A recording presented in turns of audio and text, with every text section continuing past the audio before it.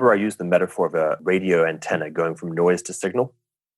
Mm-hmm. The point there is, if you're trying to hear the music and you're at, I think it was 89.9, you're going to have to try really, really hard to hear a very small amount of music. But if you just tuned the radio ever so slightly more, literally one notch up, it becomes effortless to hear all of the music. Now, that's a characteristic of reality. Reality has this characteristic that there is a relationship between the degree to which you've constructed an instrument that is deeply attuned to the thing that you're trying to deal with. And here now becomes an ethical rule of thumb. If you have a choice between tuning your instrument or trying to use your instrument harder, tune your instrument.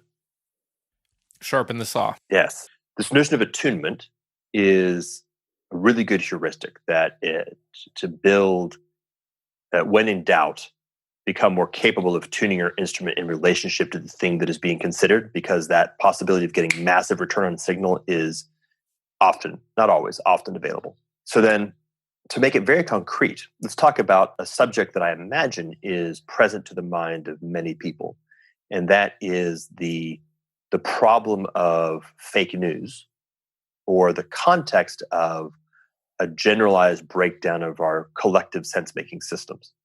So you find yourself on Facebook, and you find yourself in a flow of information from people.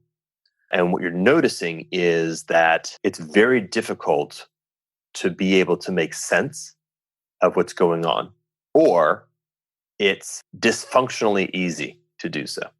What I mean by that latter part is you can, of course, choose to have a very simple sense-making framework and then smash all of reality into that sense-making framework. You can have a very binary us versus them mentality and say everything that comes from Fox News is true, or everything that comes from CNN is true, and everything that comes from the opposite is false.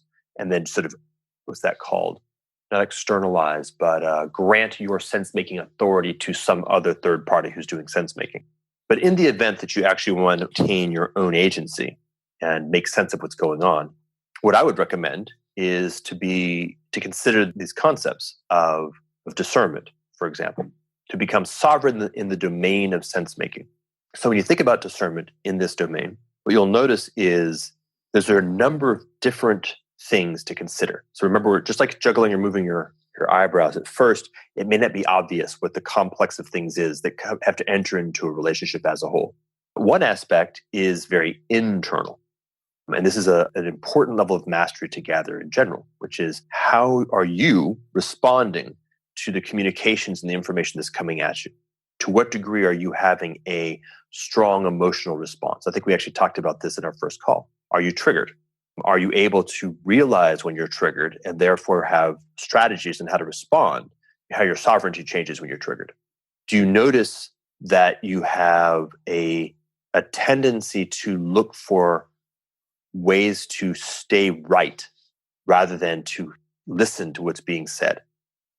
And these are deep, subtle, and oftentimes very challenging because they're coming from inside at an instinctual level. And so building an amount of discernment around your internal cognitive and emotional responsiveness is one piece of being able to become more sovereign in the domain of fake news, in the domain of sense-making. It's a very, very big piece. And it's very much based upon discernment, because your more superficial mechanisms of making sense of yourself can't be trusted. You have to actually go deeper. You have to go deep, deep into yourself, build up a higher degree of discernment so that you can just sort of notice that maybe the instrument is out of tune. You don't necessarily know where yet, but you know that it's out of tune. And you know as a habit, as an embodied habit, that when the instrument is out of tune, first bring it back into tune. I just encountered something from somebody that first and foremost I notice has moved me out of sovereignty. It's moved me out of tune. I cannot listen fully because something has changed. Now let's look at my skillfulness of bringing myself into attunement in this domain of listening. What does that mean to be coherent with listening? How do I get the fullness of my capacity to listen to become brought to bear? So now I have clarity in the domain of listening. I can actually hear what is being expressed. And this may be very non-obvious. somebody's expressing something, when somebody is saying something, the totality of the expression is vastly more complex than the simple semantic interpretation of the Markov series of words. There's the context, there's the tone, there's the facial expression.